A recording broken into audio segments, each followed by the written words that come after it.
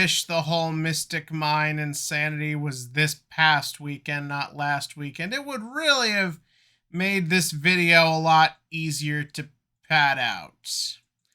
Hello, everybody. Welcome to another Yu-Gi-Oh! Go Rush recap. And remember how I was really excited and liking the forward momentum?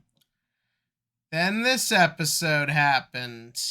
And you can make the argument you gotta have filler every now and again, especially in a show that goes like 40 some odd episodes a year. But, well, let's talk about it. Let's maybe explain what the difference between meaningless filler and taking the time to be creative with the episodes you have. Let's talk about what the difference is. So, first up, let's start off with the episode began. The episode naturally starts right where we left off, with Yugioh saying we can't go back yet till we save Yugioh. To which case Yuamu is still mad about the space treasure missing, which I was really interested to see where that would go. Is Yuamu hiding something? Maybe there's a bigger mystery that she's aware of that Yugioh isn't. There might still be a possibility it's that. But instead of letting that become something interesting, we find out almost immediately it's just a big pile of gold, apparently, or at least that's what she thinks it is, that is hiding somewhere in the fucking ghetto. And she's mad because Rovian basically just said, bitch, all you care about is money. And Yuamu is mad because she's just like, bitch, all you care about is not caring about money or something. I'm not gonna lie, I couldn't really follow that. It just kind of felt like a cheap excuse to write off all the tension you build with the idea of a growing division between the two siblings, because one is hiding something and or has her own ulterior motives to everything going on, because they just kind of drop it. And immediately, all of a sudden, it's they just side with Yugioh and we gotta go save Yugioh, and now the girl and the dog are part of this, and they go back to the ghetto where they find a ramen shop being occupied by a Ramen Ninja. I mean, we had that last time, so never good to see ideas getting cannibalized, but let's talk about the difference between our two Ramen Ninjas for a minute. First up, the last one I thought had a much more fun design. This looks like a fairly generic parody on ninja-type characters. So that's already your first annoying little gripe. Where it goes from there is that, well, this guy's not very interesting. And now the Ramen Ninja Kid last time was not like the world's deepest character, but something Seven's got right that I feel like this show keeps struggling with is that idea of characters just being simple, but that's being what made them interesting. With the last Ninja Kid, he immediately starts interacting with everybody. He's shown to have like personality. He's shown to have agency. Like, that's what made him fun and interesting. This guy is just a ninja kid who runs a ramen shop. They don't really do much with it. Even when they then went into like the little backstory about how he met the Goha girl, wasn't all that interesting. Which is interesting because, again, in Sevens, so often than not, they would reveal connections between characters like that, but they always felt unique and fleshed out. Like, just bring up Asuna, because obviously she's in this right now, or she'll be in the next episode. I remember when, like, you learned how the bird guy got hooked up with Asuna. It was wholly unique from how the other one got hooked up with her, or how any other characters met up, and also felt a lot more unique and interesting to how a character gets their henchman or goon or friend or whatever from other anime. There's obviously a lot of anime that do the trope of the guy who got taken in, but they did it in a way that made it looked and felt interesting. This is literally just your typical, he ran into the villain, she did a thing, so he decided to follow her.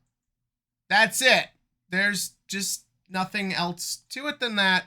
And when you're trying to set someone up, I assume you're setting this guy up for something since he's in the OP, or at the very least, you're wasting my time with him.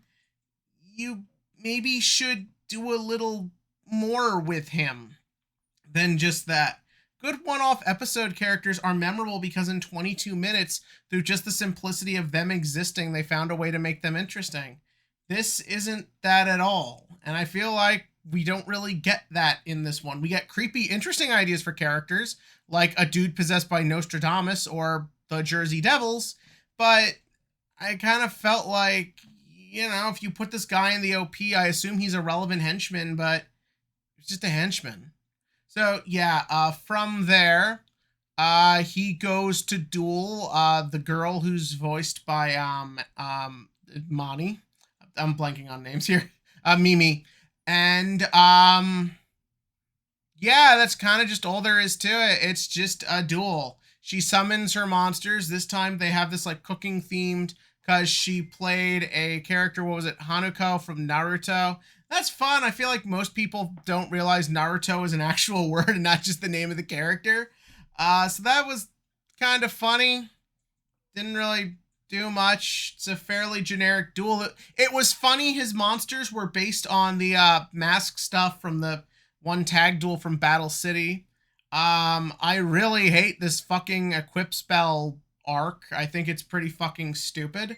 Like I keep saying, it's pretty bland to go from Fusion's last Yu-Gi-Oh to basically nothing here. Why isn't this thing a ritual? Why? Same thing with the Blackluster Soldier. Why? Would it really break rush duels if rituals exist? They're already the shittiest archetype in the of the summoning mechanic in the game. What difference would it make if they're in rush duels? Like, why not? I thought it was interesting the way they handled fusions for this format. Why not do something with rituals? Why not just do anything besides an equip spell arc?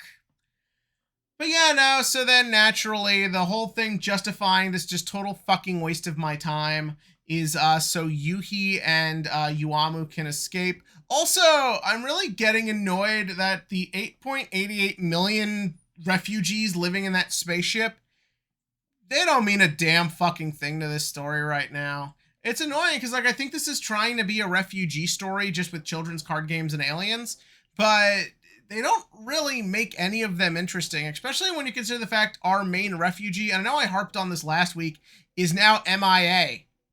And what's being done in his place is just not very interesting.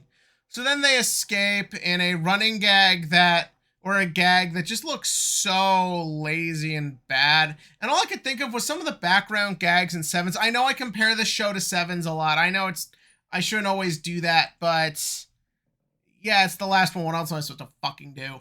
But I remember whenever like background gags were happening, like someone trying to escape or someone trying to do something goofy or just anything like that, just had a lot more effort than a standard "don't look behind my back" joke. Also, the dog's an assassin. Just fucking kill the guy. Just fucking take his life. You're above the law, damn it. So yeah, and then they escape, and even though it was so fucking hard to get into the castle last time, they just fucking do it this time.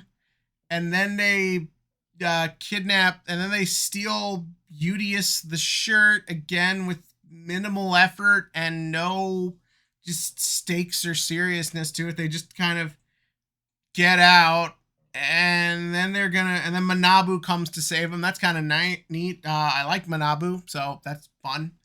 And they wheel off to safety. Again, there's no better way to catch the only two normal-looking human kids besides, yeah, I don't know.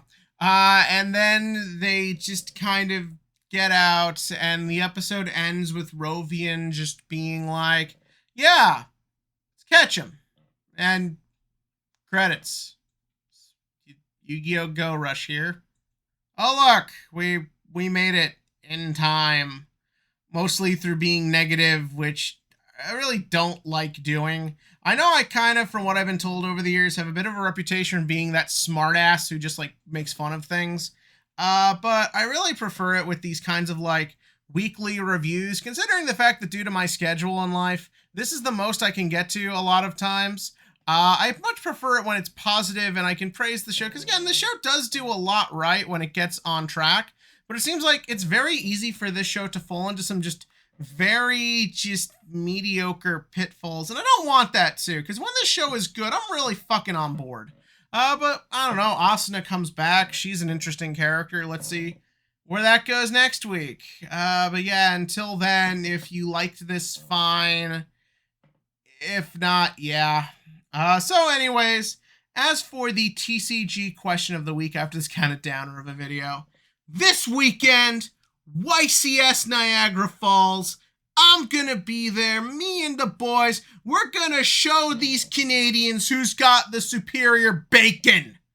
And also, we're going to go play some Yu-Gi-Oh! And hopefully it goes well. My question to you, of course, naturally, is are you going to this YCS? If you see me, come say hi.